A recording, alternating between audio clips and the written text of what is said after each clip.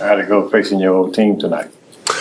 It went good for the most part. I really enjoyed seeing all the guys again. So at the end of the day, came out and handled business. Took us a minute, but we for sure got it done in the end game. Kind of odd, first of all. It was. It was something to adjust to. Just hearing most of the guys that I was in the same locker room with for 3 years talking crap to me. So. What changed for you guys in the fourth quarter? Just our energy, it was a lot of adversity in those first 3 quarters. There was a lot of frustration from what I was seeing. Of course, I was in my own head, too, from a lot of stuff that I missed, down the stretch. A lot of coverage things that I missed when it came to the defensive side. But, it's a long basketball game. It's 48 minutes. You just got to stay locked in. And sooner or later, if you do it the right way, you can take a step into the right path. Most definitely, and that's what we did tonight. We stayed together. We pushed each other throughout the frustrations, throughout the adversities, and we got over every obstacle that came our way. How far along are you with the coverages? I'm sure that you've studied everything, but there's still a amount of time it takes for it all to sink in. I think, for sure before the All-Star break, I think I'll be good. It's a lot of film that I need to watch still to just really kind of be fully locked in. It's my second game here, so still just trying to kind of process everything, get everything locked in. So most definitely before next game.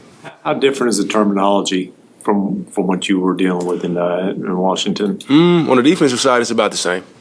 Offensive side, pretty much everything changed. When in doubt, go set a pick for Luka. Most definitely. Or I'll just get out the way, in all honesty. Let him do his thing and just be in the back end for a rebound or a lob. How much are you adjusting to him throwing you passes? Has there been any that have surprised you yet? A couple tonight is some of the ones that I could have caught, like the lob that I missed and the one that I tipped off to Josh in the corner. But other than that, I'm adjusting pretty well, and I'm trying to for sure just kind of be ready. They tell me it's a lot of late passes that'll come. They tell me it's a lot of crazy passes that'll come. So at the end of the day, I just got to have my antennas up. When Washington was calling out certain plays, did you say, hey, I know that play, and reacted accordingly? Oh, yeah, for sure.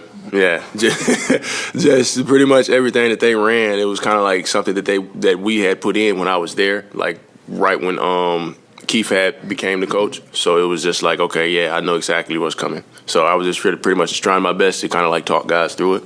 I'm not really good at that yet, but I'll get there. How you like Dallas so far?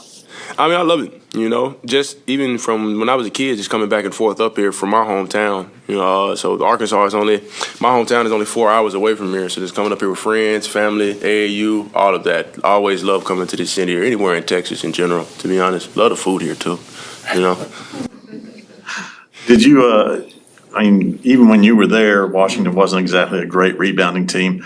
Did you kind of sense that, hey, I got to go after every ball tonight? Not that you don't do that anyway. But Oh, yeah, for sure. I knew those guys were going to be real physical coming in, just how Coach always emphasizes they wanted guys to always crash the glass, the guys that need to go crash the glass anyway at the end of the day. So just coming out, I knew the physicality was going to be there. And just going for those rebounds that I got, I felt pretty good about, and I came up with most of them, so. All good? Cool. All right.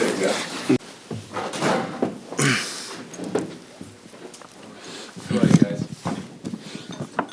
Let's think about Daniel Gafford tonight. Great effort. I think he did his best of controlling his emotions or allowing his emotions to show, right? Or just allowing the attitude inside him just to focus on doing whatever it takes to win. Going against your former team is always going to bring out those natural emotions. So I'm grateful I got to see him in that environment with us tonight, see how he responded, and just proud of him. The last 2 games he's done incredibly well, and he's been a big force down there for us. Kyrie, what contributed to the big surge in the fourth quarter? What do you mean? Oh, just with us as a team? I think we just got tired of going back and forth with them a little bit, and it's no disrespect to them, but we felt like some of our defensive principles were lagging a little bit. We were a little slow rotating in that first half, and in the second half, we came out swinging. We were down by 2, then 5, then 7.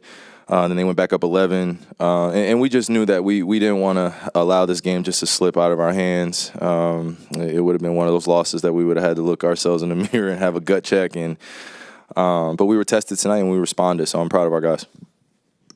Hey, Kyrie, I asked Coach this, but Luka gets hurt, comes back, has a great fourth quarter. What does it do for the team when he comes back and does that? I mean, it just eases a lot of the pressure. When you have somebody that's commanding double teams all the time, you're able to space out on the weak side and get some open looks or play 4-on-3 basketball, 3-on-2 basketball, advantage basketball. It just puts us in a good rhythm. And we could trust those shots down the stretch. We can rely on those shots down the stretch when we're wide open, getting corner threes, wing threes, or you see Maxey driving, you see me driving, Josh driving.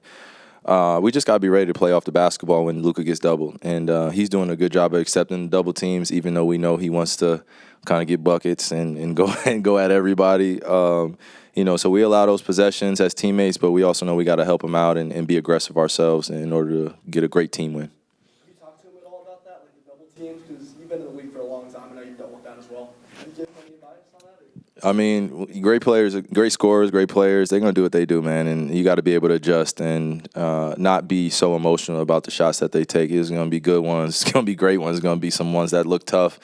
But we see him work on it in practice all the time. So when it doesn't work in a game or does work in the game, we're not surprised. And we just want to continue to feed him confidence. He's going to continue to feed us confidence. And that's my job as one of the young OGs on this team, is to continue to steady the ship, stay poised, and not allow any possessions to dictate the rest of the game for us.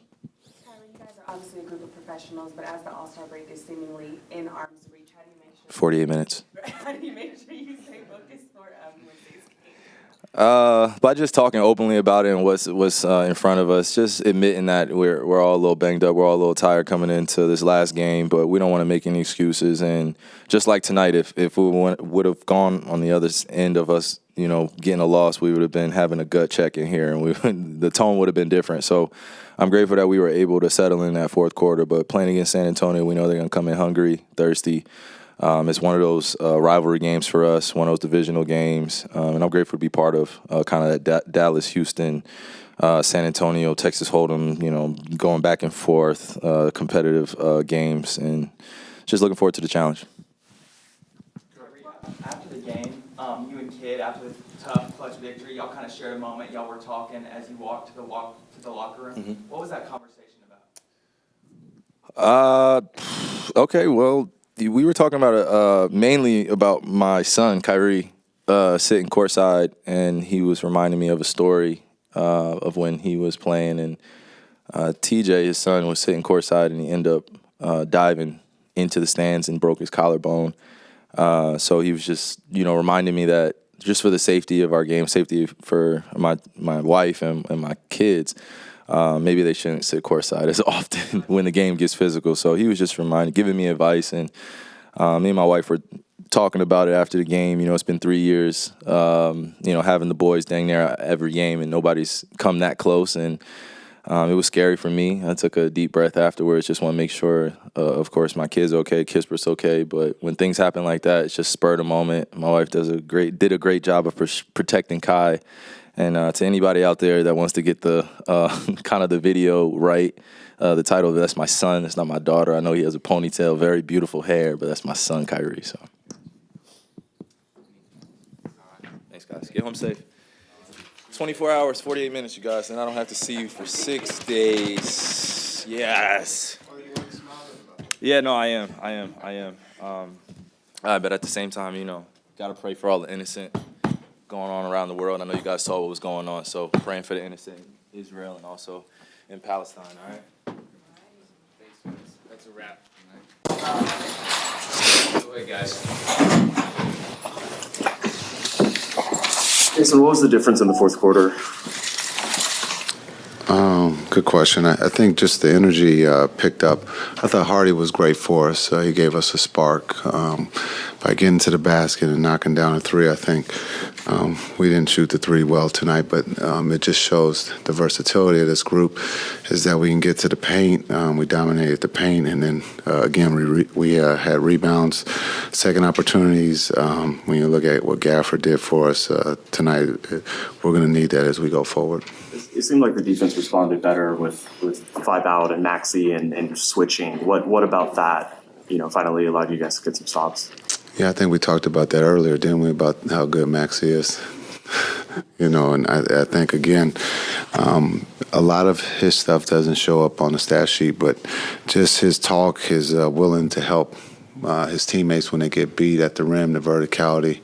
It was he put on a great demonstration of verticality tonight. And then he knocked down a big three, and then he showed his ability to put it on the floor and finish. But he's just playing at a high level right now, and we're going to need that as we go forward. But again, they're not. This wasn't pretty, but we found a way to win. It wasn't our best, but the guys stayed together, and that group out there found a way to put the ball in the basket and get stops. Jason, what did Gafford give you tonight? Not just on defense, but on offense. Yeah, again, the 7 offensive rebounds, being able to give us second or third opportunities. I thought he was great tonight. I thought for Gafford and PJ to start without a practice, it just shows their versatility. They're pros, and I thought they both played well. I thought PJ did a great job of cutting offensively, and then on the defensive end, I thought he did a great job on the ball.